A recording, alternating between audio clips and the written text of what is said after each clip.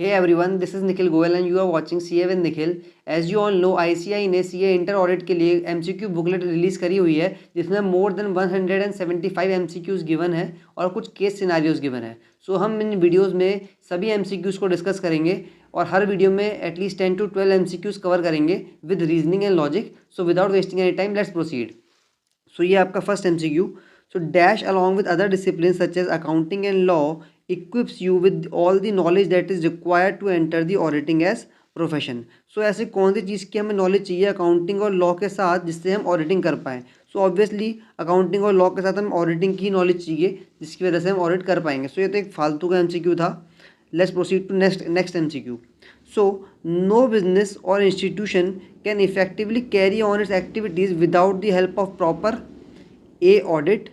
मतलब कोई भी बिजनेस या इंस्टीट्यूशन किस चीज़ की एक्टिविटी के बिना अपना कोई भी इंस्टीट्यूशन किस चीज़ के बिना अपनी एक्टिविटी को कैरी नहीं कर सकता, ये आपको पहचानना है. तो क्या ऑडिट के बिना कोई बिजनेस अपनी एक्टिविटीज़ कैरी नहीं कर सकता? नहीं, ऑडिट के बिना भी बिजनेस कैरी हो सकता है.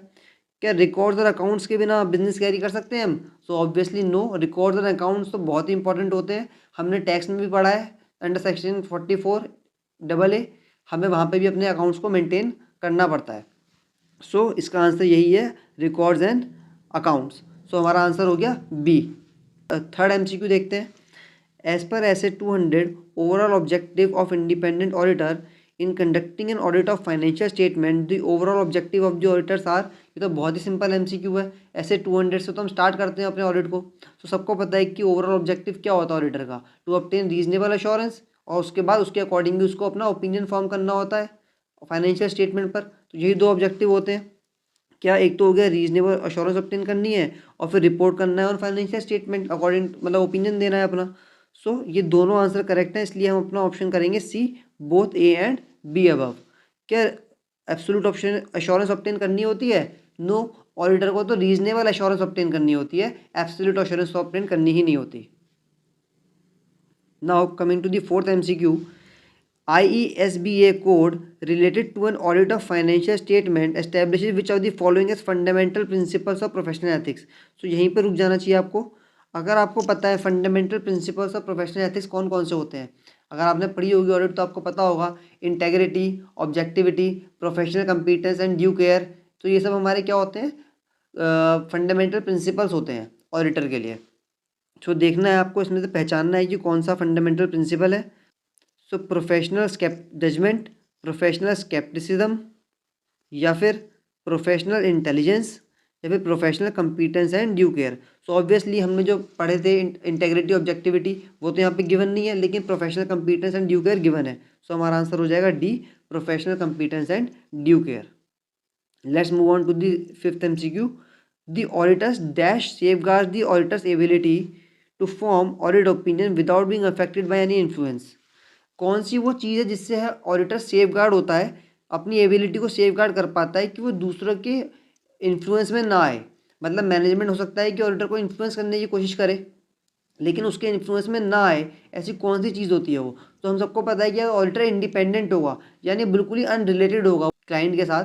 सो वो इंडिपेंडेंट है ऑडिटर, और इंडिपेंडेंट है तो वो ईजिली इन्फ्लुएंस नहीं होगा. तो इसीलिए इसका आंसर है क्या, ऑब्जेक्टिविटी नहीं, इंडिपेंडेंस यस. तो इंडिपेंडेंस इसका आंसर है. अगर ऑडिटर इंडिपेंडेंट होगा तो दूसरों से इन्फ्लुएंस नहीं होगा. Sixth MCQ. Which of the following is the responsibility of the auditor. Auditor की रिस्पॉन्सिबिलिटी क्या होती है? कि preparation and presentation of financial statement accordance with applicable financial reporting. क्या ये ऑडिटर की रिस्पॉन्सिबिलिटी होती है फाइनेंशियल स्टेटमेंट बनाना? ये मैनेजमेंट की रिस्पॉन्सिबिलिटी होती है. ये तो रिस्पॉन्सिबिलिटी मैनेजमेंट की होती है. ऑडिटर तो केवल ऑडिट करता है उस फाइनेंशियल स्टेटमेंट का, तो ये तो ऑडिटर की रिस्पॉन्सिबिलिटी नहीं है. Design and implementation maintenance of internal control. Internal control को भी मेंटेन, डिज़ाइन और इम्प्लीमेंट मैनेजमेंट करता है, ऑडिटर की कोई रिस्पॉन्सिबिलिटी नहीं है. Express an opinion on the financial statement. Yes, ये तो ऊपर ही पढ़ा, ऐसे 200 में पढ़ा था हमने कि overall objective of independent auditor क्या होता है, to express an opinion on the financial statement. तो this is the responsibility of the auditor. To obtain limited assurance, no, reasonable assurance obtain करनी होती है, तो ये भी ऑडिटर की रिस्पॉन्सिबिलिटी नहीं है. हमारा सी होगा इसका आंसर. फिर MCQ 7th पे आते हैं. An employ of fruits and vegetables limited was of the opinion that auditor of a company is required to express an opinion on which one of the following the auditor of a company is required to express an opinion। आपको बताना है कि इनमें से किस चीज़ पे auditor को अपना ओपिनियन एक्सप्रेस करना होता है। तो हमें पता है फाइनेंशियल स्टेटमेंट पे एक्सप्रेस करना होता है अपना ओपिनियन। सो ऑप्शन ए क्या है, only balance sheet of the company, no. Financial statement of the company, yes. Profit and loss, cash flow statement, तो ये सारी चीज़ें मिलके ही तो फाइनेंशियल स्टेटमेंट बनती हैं। तो किसी एक चीज़ पे एक्सप्रेस नहीं करना होता अपना ओपिनियन, पूरे फाइनेंशियल स्टेटमेंट पे एक्सप्रेस करना होता है। तो इसलिए हमारा आंसर है B, financial statement of the company. 8th MCQ, the auditor of the Delicious Sweets Limited was of the opinion that objective of audit of financial statements of a company is to provide reasonable assurance that financial statements of the company are free from misstatement. Okay, which type of misstatements are mentioned by auditor of Delicious Sweets Limited? So देखो auditor को क्या express करनी होती है, क्या पता लगानी होती है, मटेरियल मिस स्टेटमेंट का पता लगाना होता है। सो इन्होंने लिखा है यहाँ पे केवल मिस स्टेटमेंट। तो अभी लास्ट में पूछ रहे हैं which type of miss statement, किस टाइप की मिस स्टेटमेंट पता लगानी होती है, तो मटेरियल मिस स्टेटमेंट का पता लगाना होता है। सो ऑप्शन में ये है सिंपल नो, मटेरियल यस। तो मटेरियल मिस स्टेटमेंट हमें पता करनी होती है। Easy misstatement no, competent no, फालतू के एमसीक्यूज हैं। तो बहुत ही ईजी एमसीक्यू था। तो 9th MCQ पे आते हैं। If the auditor concludes that there is a reasonable justification to change the engagement and if the audit work performed complied with the essays applicable to the change engagement, the report issued will be appropriate for the revised terms of engagement. In order to avoid confusion, the report would not include reference to, suppose engagement में कुछ change आया है जिसकी वजह से terms of engagement change हो गए हैं। सो ऑडिटर को रिपोर्ट इशू करनी है। सो अब ये बताओ कि जो न्यू टर्म्स ऑफ एंगेजमेंट के अकॉर्डिंग ऑडिटर अपनी रिपोर्ट देगा, उसमें वो किस चीज़ को क्या करेगा, रिपोर्ट वो नॉट इंक्लूड अ रेफरेंस, किस चीज़ का रेफरेंस वो नहीं देगा। सो जो पहले ओरिजिनल एंगेजमेंट था उसका रेफरेंस नहीं देगा, और any procedure that have been performed in the original engagement. एक है ओरिजिनल एंगेजमेंट, एक है रिवाइज एंगेजमेंट।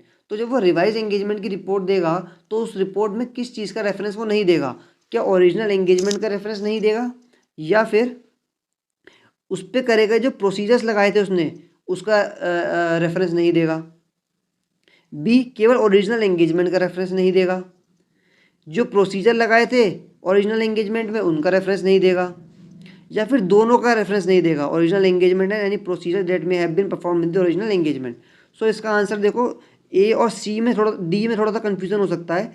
ए और डी में केवल फ़र्क है इस एक वर्ड का, और एंड का। सो जो लैंग्वेज यूज़ करी गई है एसेज में वो और की यूज़ करी गई है कि द ओरिजिनल एंगेजमेंट और any procedures that may have been performed in the original engagement, इनका वो रेफरेंस नहीं देगा अपनी रिपोर्ट में। सो ये एक अच्छा एमसीक्यू था। 10th MCQ देखते हैं। If the auditor is unable to agree to a change of the terms of audit engagement. देखो कई बार क्या होता है, सर्कमस्टांसेस चेंज हो जाते हैं जिसकी वजह से टर्म्स ऑफ एंगेजमेंट में चेंज आ जाता है।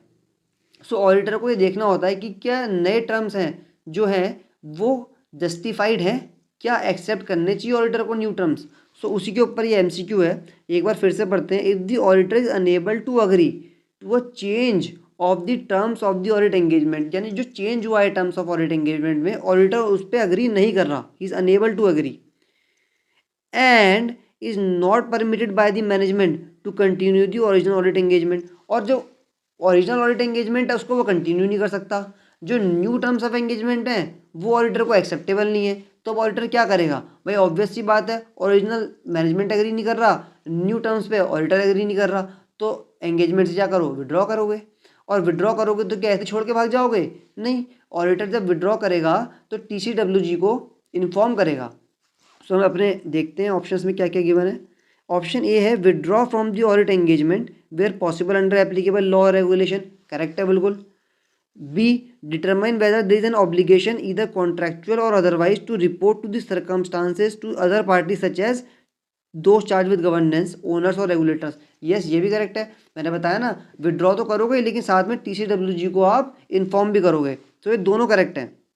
ऑप्शन सी देखते हैं। Withdraw from the audit engagement where possible under applicable law or regulation and determine whether there is any obligation to report the circumstances to the party such as TCWG, owners or regulators. तो yes, option C correct है, इसमें दोनों चीज़ें cover हो गई। Option D भी similar है, लेकिन इसमें प्रॉब्लम ये है, इन्होंने यहाँ पे लगा दिया और, लेकिन हमें क्या करना होता है, एंड।